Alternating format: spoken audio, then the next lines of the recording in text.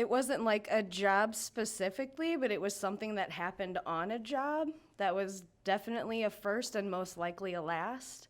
And this old man opened his door buck naked. Kennedy, Kennedy, Kennedy, Kennedy, Kennedy, Kennedy, Kennedy, Kennedy, Kennedy. All right, guys, welcome back to the Brushwork Podcast. This is a podcast created for the brush workers. The goal for this podcast is very simple. We are a good-sized painting company made up of good people. This podcast will showcase these good people and help us learn, more about the guys and girls we work with day in, day out. Also, maybe this could be helpful for newer painters in their career to see what, the trade is really like here at Kennedy Painting. So today, our guest is, would you please introduce yourself? Lauren Haug. Perfect.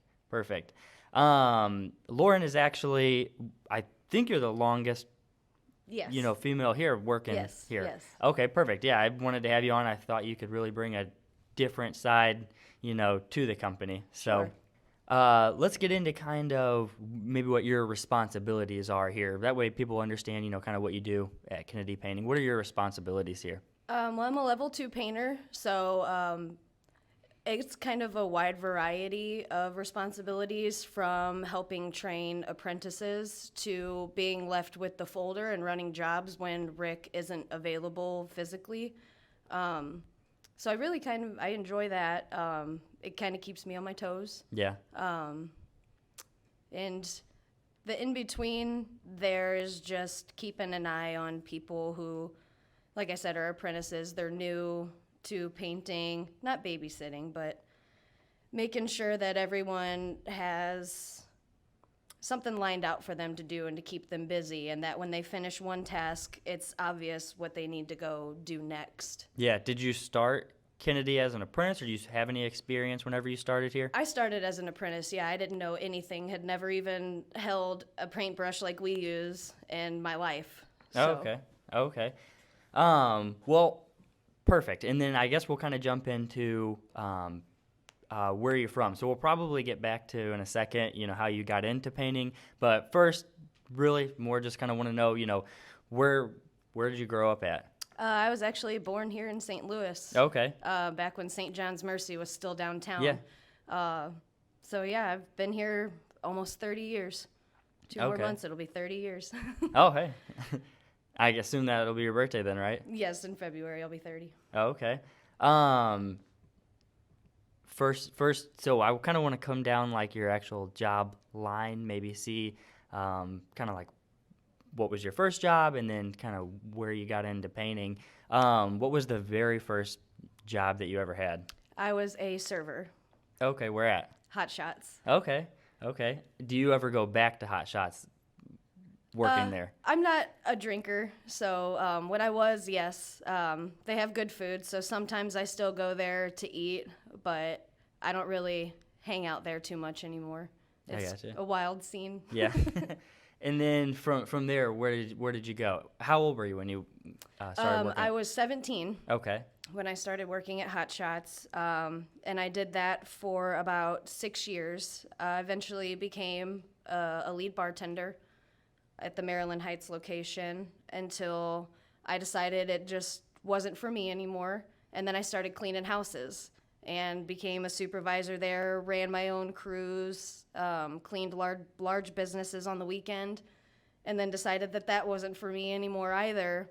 And actually a friend of mine worked here and told me that you guys were hiring, so I went ahead and filled out the application, and 3.5 years later, here we are. Okay. So. Well, perfect. And like you said, you started just completely with no experience. No, nothing. Yeah.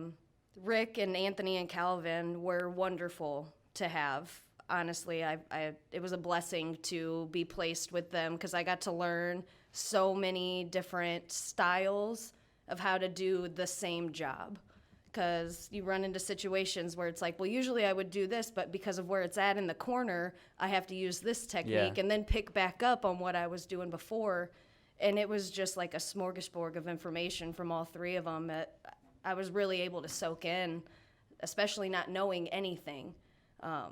So they were a huge help. Yeah, Anthony's a pretty interesting guy too. Yes, There's he is. never, like I said, I've only worked with. I've actually probably more talked to Anthony more in this position than I did even in the painting position because I only worked with him like one time. Yeah. But yeah, it was very. He keeps it interesting. He is hilarious. Our days just fly by because all we're doing is laughing, Yeah. and it's just great. Have you had a chance to get out on any other crews in Kennedy? Did you start with Rick? Yes, I did. Okay, yeah. That's what you I've said. moved to a couple of jobs here and there, but it was mainly for like one day. Yeah. Because we finished our job early and I needed somewhere to go work the second half of my day, or I had to go to another job's rain option because we didn't have one or something like that. But I've Yeah. never really like been with a different crew for like an extended period Yeah. of time.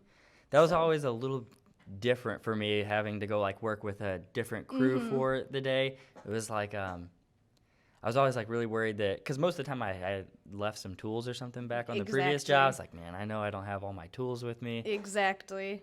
Huh. Well, perfect. I tell you what, if it's okay, I'm gonna ask you some to choose a number Yeah, in yeah. between 1 and 166, and these are kind of just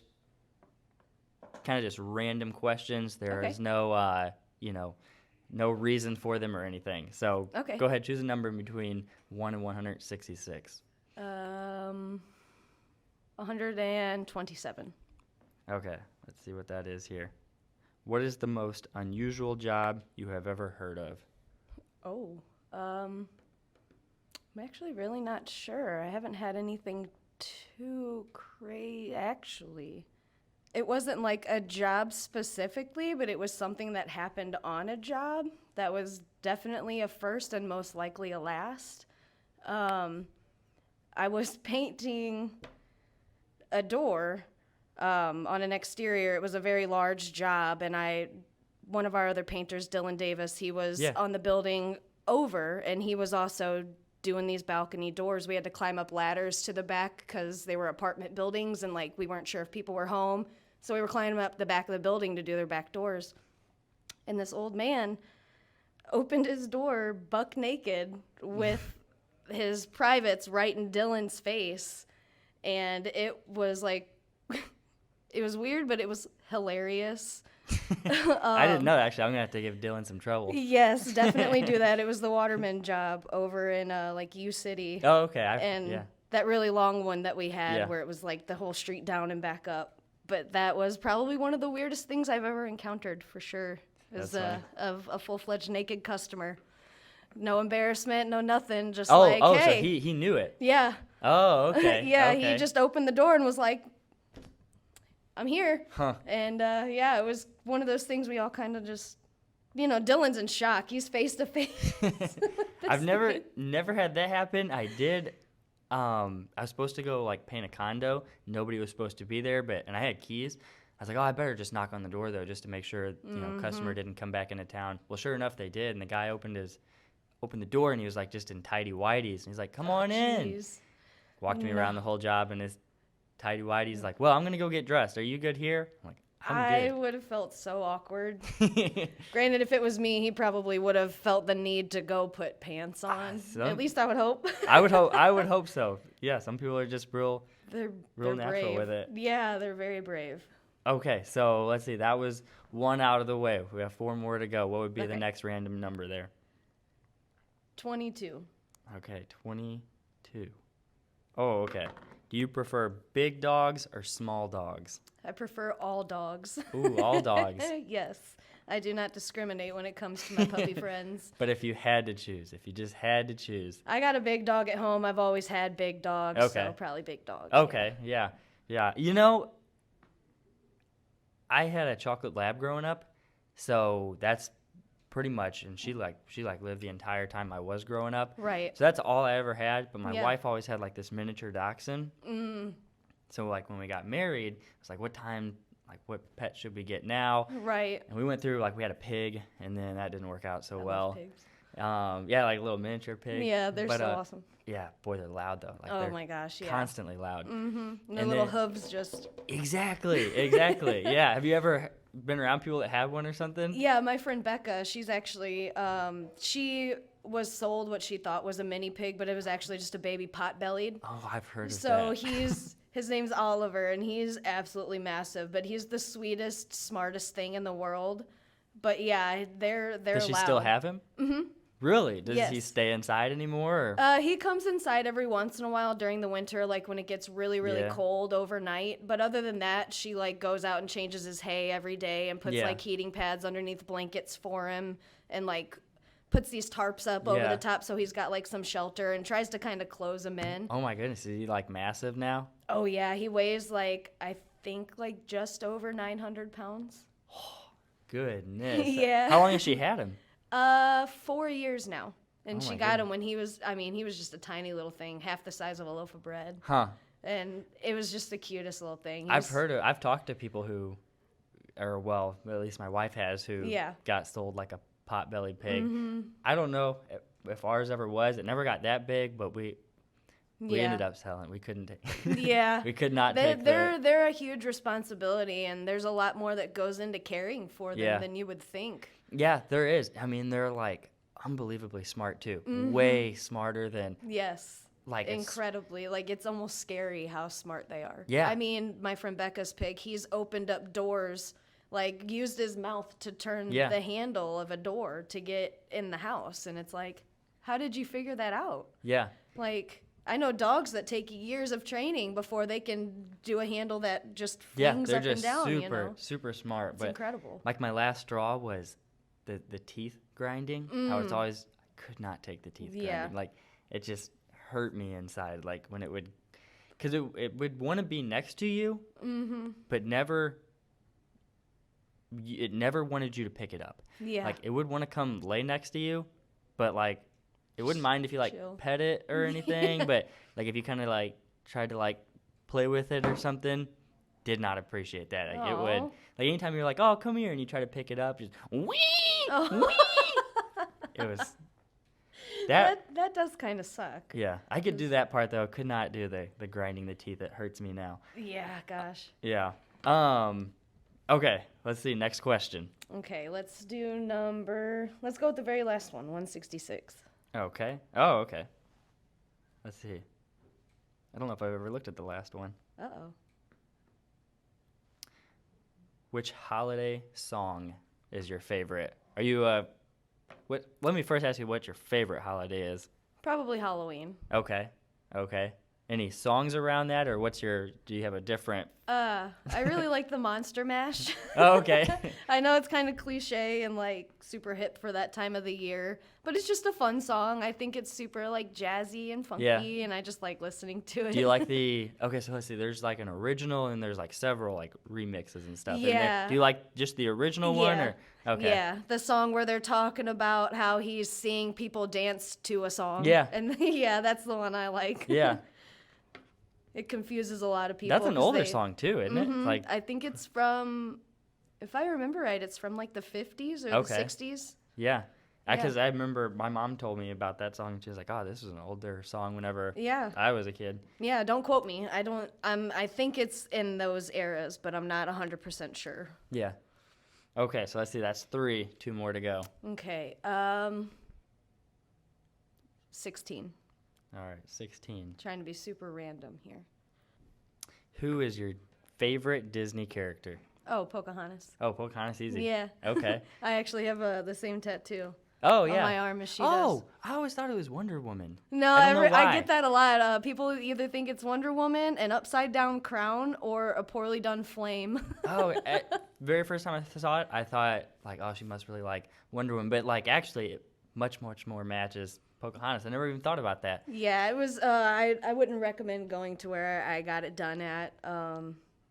It could have been done a lot better. But yeah, it's the same tattoo. I grew up with hair when I was like 5. I could just lean my head back and my hair would touch the floor. Really? Like, yeah, up until just before I started working here, I've always had like really long hair, and then ended up cutting it off. And Ever grow back out, or is it you like I'm it? in the process. Is it a lot of work? I guess. Yeah, Having and a that lot of long hair? maintenance. A lot of rice water washes and with my hair washing it 1 to 4 times a month just to let it heal and do what it has to do naturally to get it to grow. What is rice water? You literally just soak rice in water, like as if you were washing it. But instead of draining that water, you save it and you put it like in a spray bottle. And then you just spray it like into your hair and you massage it in every day. And it helps to stimulate your scalp and like strengthen hair follicles and to help your hair grow. Huh. Is this something that like you figured out, or is this like a really common thing? Oh, this is pretty common. Okay, I had no idea. There's one thing in my family that we do that a lot of people think is weird. My mom, since I was a kid, she even does, well, she's got like fire engine red hair now, like cardinal red, so she doesn't do it. But we used to take 1 cup of mayonnaise and an egg, and we would mix it together, and we would put that on our hair for 30 minutes.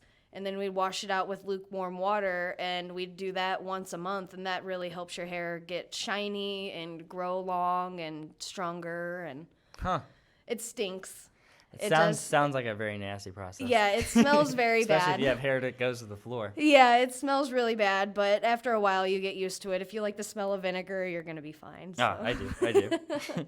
Okay, last question. All right, let's go with 54. Okay. Oh, this is a good one. What is your go-to TV show? Like, what's your favorite? Seinfeld. Really? Yes.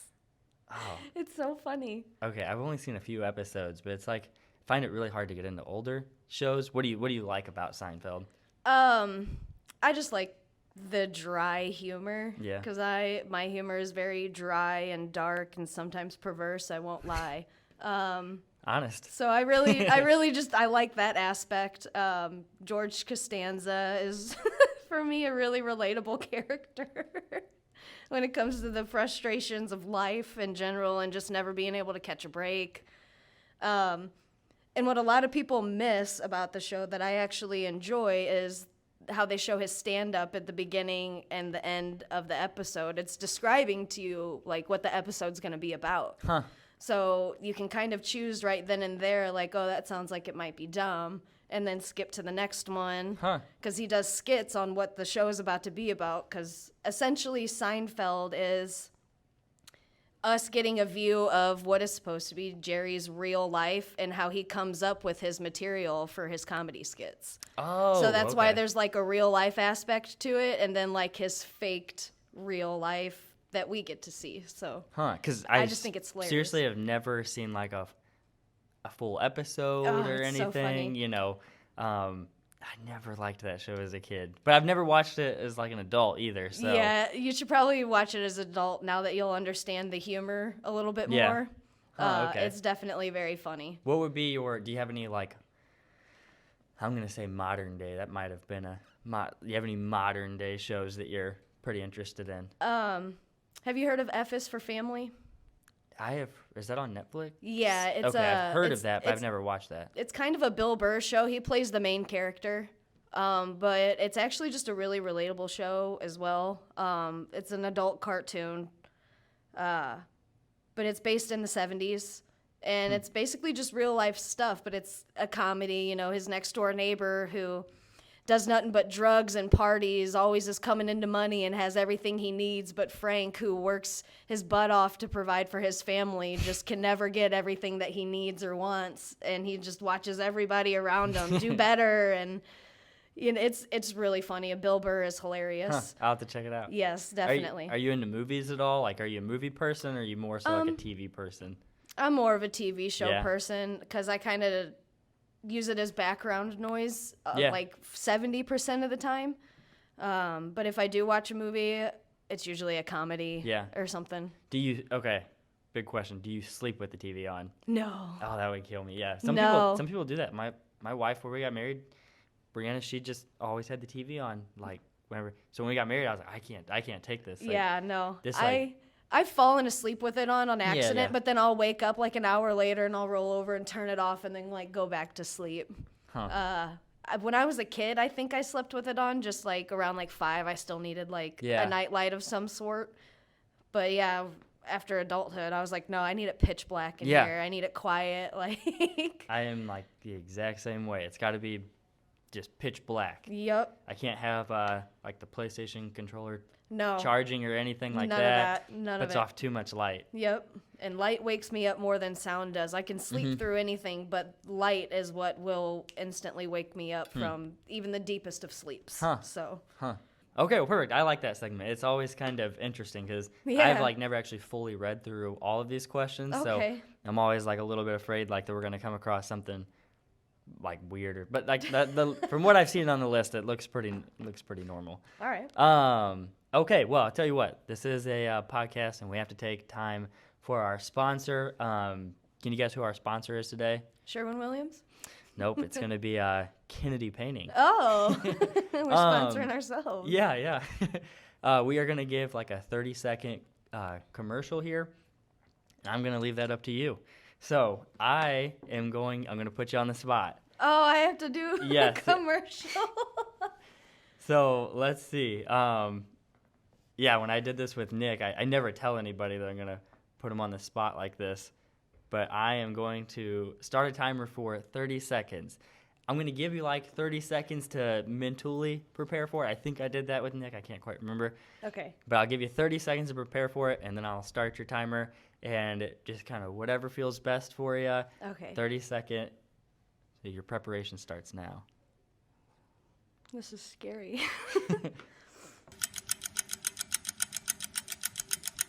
5 seconds. Oh, no. Okay. This is Okay. scary. Are you ready? No, but let's do it. All right, 30 seconds starts now. Hey guys, Lauren here with Kennedy Painting. You feeling like you're in a rut or just got a hole in your wall that you can't seem to fix? Come work with us. With our specialized crew leaders and advanced training classes, you can be repairing the holes in your walls at home in no time. I'm sorry. No, this is perfect. That was perfect. We offer adjustable hours during the summertime, and we also keep work throughout the winter. Okay. No, that was perfect. That was I hadn't had. So Nick kind of did one for the company. You did one for like recruiting. That was very interesting. I liked that. I That was had perfect. no idea what else to do. I was like, oh shit, what would be like selling points for me to like come work here? Yeah. So I was like, okay, let's do that. Yeah. What were the biggest selling points for you to come work here? The hands-on and just all of the training that's offered. There was really no question of, am I going to be in enough situations that I'm going to learn how to utilize this knowledge? Mm-hmm. But all the classes that they offer where, I do everything from busting a hole in the drywall all the way up to fixing it and then, sanding and priming and painting it. Yeah. That hands-on stuff is a really huge thing for me. Yeah. Were you surprised whenever you started working here just how much in-house training Kennedy Painting offered? Yeah, I was very surprised. I was too. I came from like a small time operation, so coming to this was crazy. None of the jobs, honestly, that I've ever worked for has invested into their employees the way that Sean does, and it's really a blessing. All that. We're basically getting paid to go to school, in my mind. They may only be 1.5 hour long classes, but you can be in the field and think back to that class and be like, okay, well, what did I do next? And then you can replay that scenario in your head, and then boom, you just hot patched a wall in somebody's house. Yeah. Yeah. That's why I like too about the training is like how hands-on it gets most of the time. I'm not like a big classroom person. Yeah, me either. I absolutely like despised school and stuff like that. Yep. I did not like it. I'm such a hands-on person. So like the drywall wall we have back there, like they didn't have that whenever I was going through training, but I wish they did. Right.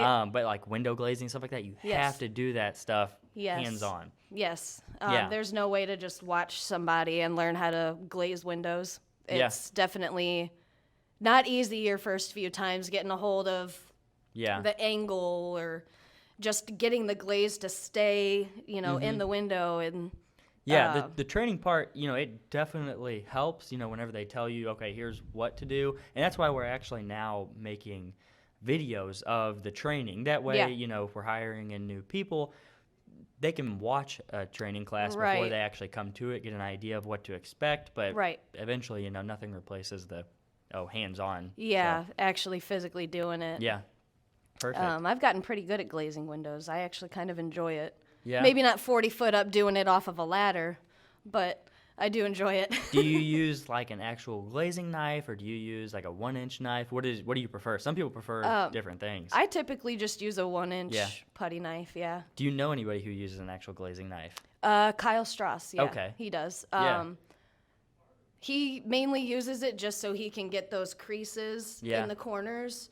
But I've just kind of developed a way of being able to angle the knife and just Yeah, if you drag it work with across your- and get it, Yeah. But see, there's the difference because I learned how to glaze with a 5-in-1. Oh, So really? I didn't really Ugh. even learn with Yeah. the best tool like at my disposal. And he has only used that glazing knife. So he can't like glaze without it, and I can glaze with it, and then with this, and Yeah. with this, and with this too. And so that helped because that was one of the things in our training classes years ago whenever I was doing it was how to do it with the tools that are available to you because you're not always going to have a glazing Yeah. knife. Huh. So, Yeah, that's actually what I learned with it was a 1-inch knife, and I've yeah. used a glazing knife, but to me, it really didn't make that big of a difference. Yeah, no. Well, this is kind of a good segment then to like jump into.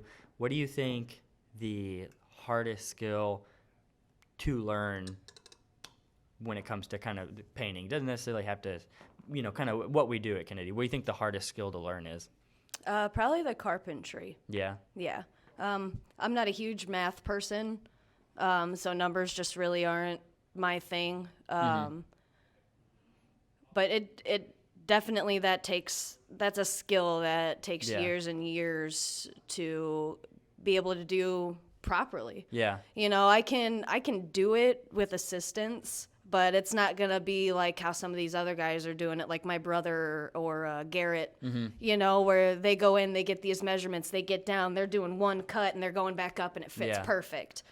I'm making it a little bit bigger and then climbing down and going, okay, just a little bit more. Yeah. Okay, just a little bit more. And then that one cut, I go back up, and it's like 3 inches too small now. And I'm like, how? Yeah. How? I barely shaved anything off. And in the end, it all looks good, but you can definitely tell the guys who are good, boy, they're just super efficient. Yes, they are. Do you get into carpentry much at all? Whenever we have it on our jobs, I like to ask questions, but usually I'm tied up with other things to take care of that I can't stay in one spot for too long. I got to move to this side of the house and do this, but I try to get as much information from people as I can, especially being on jobs where some of our guys are like rebuilding whole corbels Yeah. to put back up on houses. Like, I would love to learn how to do that.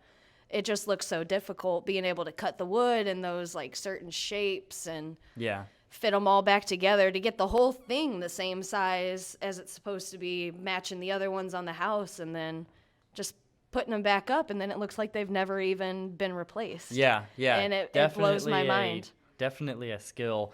Yes. This, like, the smaller repairs and things, it was just like the end of a rotten board or something. Mm-hmm. I get a lot of like future customers that ask me, Yeah. what do you guys do when it comes to carpentry repairs? Who's doing that? And I always tell them, hey, most of the higher level painters, we really try to stay as close to painting as possible, but repairs come along with that. So, Right. Almost everybody is skilled enough or trained to at least be able to make small carpentry repairs. Right. And then we have our carpentry division for the big stuff, like the corbels Right. and things Or like a that. whole windowsill that needs Yeah, to come exactly. out or something that I Yeah. can't do. Because a lot of the repairs, like the farthest I've gone with wood repair on a job site, like by myself, is using Abitron. Yeah, okay, yeah. Just like on an exterior window casing where the one side's just kind of ate up at the bottom. So Mm-hmm. bunch of Abitron in there. Once it starts to harden out, kind of shape it to the same Yeah, like pattern that the casing's got going on, and then yeah. sanding it, priming it, and painting it. And then that also, it actually makes a huge difference. Yeah, Abitron is some awesome stuff. I know it's expensive, but boy, It is, does but an it's so worth amazing it. job. It's so worth it. Yeah. What I know this can be a little bit of a like controversial topic sometimes. What is Do you have a brush brand? Yes. What brand is that? Worcester. Okay, I Worcester. love me some Worcesters. Do you have a specific brush in Worcester that you like using? Just a 2.5 silver tip. Okay. They just hold a lot of paint. You especially like painting ceilings with them. I mean, you could dang near get a whole wall cut in at the ceiling with only one dip. With the Worcester, they just really hold that paint in. But I do really like also the Chinex Purdy's. Yeah. Because Okay, they're yeah. oil and latex brushes. And sometimes, you get on a job and you never know what you're going to do. So I tend to have a few of both kinds, but those are my top two. Is that the black bristle? Purdy? Yellow. Oh, okay. The ones with the yellow bristles. We'll edit that out so I don't look dumb. So no, I'm just kidding. I know, you're fine. I'm actually a Purdy. I like Purdy's the best. I like that blue bristle, like Yes. the 2.5 Yeah. angle. I like that one. Is it the Pro X? I can't remember what it's called. I think it is. Yeah, Yeah. I just like the blue bristle one. I know. Yeah. I really, really like that brush. Well, perfect. I know everybody has a totally different brand of brush sometimes of what they like, and it's funny because you would think that everybody would kind of more migrate towards one thing, but not everybody kind of has their own thing that they Right. liked. Did you ever meet? Yeah, he worked here probably 2 years ago. His name was Cash, and his last name was actually Money. His full name was Cash Money. Those parents. Yeah. I feel like I do vaguely remember him. Yeah. I He- don't think I ever worked with him, but Yeah. I remember seeing his name and I was like, He never worked at anything else but one of those Worcester, like really small brush, like Oh. small brush with like the rubber handle Yeah, on yeah. the end. Never Like- worked with any other like brush. one other of the than- mallard Yeah. ones. Yeah, like it's Oh, like there's wow. like no handle. It's just Yeah, like it's literally just, that big. you And it's literally rubber. just hold it like this. Yeah. Yeah. Never worked with any other brush. Wow. Outside painting with, painting outside. Outside? Yeah, painting I inside. could never. I have to be able to reach like as far as I can. Yeah. Because I Yeah. want to make as little ladder movements as I have to. So I'm like, that brush will be like in all my fingertips. Hold on as hard as I Oh, can. there it goes. Right. No, literally. yeah, I could never. For always- trim though, those brushes are really nice. Mhm. They're good on your hands when Yeah. you're already on the ground and it's just easier to hold while you're doing trim. But I that's think it's about- easier for newer painters too to Yeah. like learn to paint trim with those. Yeah. They just they're a lot easier to hold. Mm-hmm.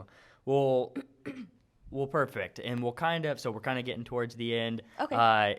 Hobbies, interest. What are do you have any hobbies? I like to fish. Okay. Not this time of year though, because everything's kind of dormant. Yeah. But I wouldn't call myself an artist, but I do like to doodle. I get like all these really intricate pictures off the internet, and I just print them out, and then I'll color them just as like a stress relief and like relaxation kind of thing.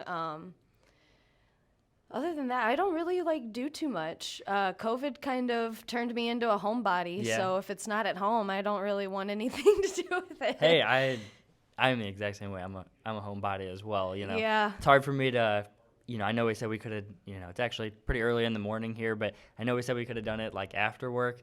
I'm kind of the same way. As soon as I get off work, I want to go home. Yeah.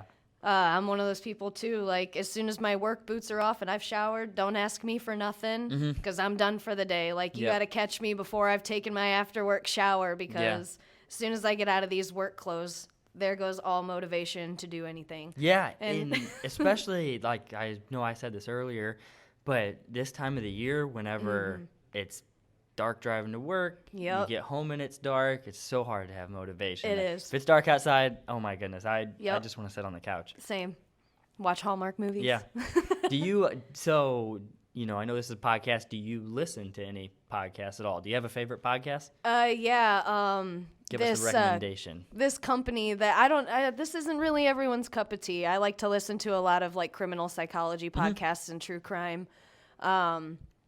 So Parcast, the Parcast Network actually has a serial killers podcast, and they have a new episode every week, and sometimes they're 1, 2, 3, 4 parts long. But they talk about serial killers from any and every like era that you could think of. Mid 1800s all the Really? way up to people that have been caught just as early as 2016. So Goodness. yes, one killer. I'm not sure if they didn't really like publicize it on the news, but there was one killer. They actually just found out who he was. His handle was called the Zodiac Killer. Oh, I've heard of it. Yeah. And he interacted a lot like with the media and with the police Yeah. and like would put like puzzles in the newspapers and stuff. And so you had to know his full name in order to figure out like what his code was in that puzzle for the newspaper. Well, they ended up getting a hold of some of his DNA through like an ancestry thing. Come to find out, as soon as they were going to his house to get him, like, hey, we know you're the Zodiac Killer. Turns out he's already been dead for 3 years. Oh my goodness. Yeah, so they took them 40 years of trying to look for him. They finally found him, and he had just died from cancer. Really? Just Yeah. did it with DNA, I guess? Yeah. Huh. So they can do this really weird thing now. Like, hypothetically, if you were a criminal and you were getting away with it, say one of, like, your uncles got arrested, they could use his DNA to kind of find out the fact that, okay, so the guy that we're thinking this is going to be is definitely in your family. We're like 90% sure we know who it is based off of his DNA. They like almost certainly know that it's you because of the close relation. It's crazy. Huh. And you how- learned all that off that podcast? Yeah. Huh, okay. It's I'll have to- actually they dive pretty deep. The two people that host it, neither of them are licensed psychologists or anything. But they've done so much research for the show that they can they take other expert opinions and like their own knowledge to develop what they think these criminals' mental issues are. And it's actually helped me in quite a few situations, being able to things that I wouldn't normally have noticed in a strange individual. I'm a lot more like sensitive to now. Like, whoa, why did you do that? Definitely some weird people out there. Yes. So that's kept me out of quite a few sticky situations. I'll have to say it one more time. Parcast. It's called Okay. Serial Killers. Okay, The Parcast. I'll have to give it I'm a huge podcast person, but I'll have to give it a listen. But Yes. true crime is one of those things I can only do it for a little bit because weirds me out after it, and then I have to come back to it. Yeah, it's very interesting. Well, Lauren, thank you. Thank you for Yes. being on the podcast. Anything else you'd like to add or anything? I really do seriously appreciate you coming on. I appreciate it as well. It's very nice to be able to be involved in things like this. I think it helps people enjoy their jobs more when they feel appreciated and like they're giving back and like they're like a motivation for other people. Like I see a lot of girls that are like, you know what? I want to paint too. And I'm like, you can. Yeah. You can. Yeah, you can definitely. do anything you want, you know? But my biggest thing here is like I know it sounds cliche, but we're literally a huge family. Like, we hang out at least 5 times a year all together as a company. Sean himself is very involved and just loves all of us. And it's just a really great company to work for. A lot of good people, a lot of good management, which is, I know, huge for a lot of people is having issues with management. Don't really have that here. And if you do have that issue, all you got to do is have a conversation and it can be resolved. Yeah. And it goes right away. And it's honestly just one of the best jobs I've ever had. Huh. And all my working experience, this has been my favorite. So Well, perfect. We hope to have you, as long as you'd love to stay. Yes. I couldn't have said anything better there myself.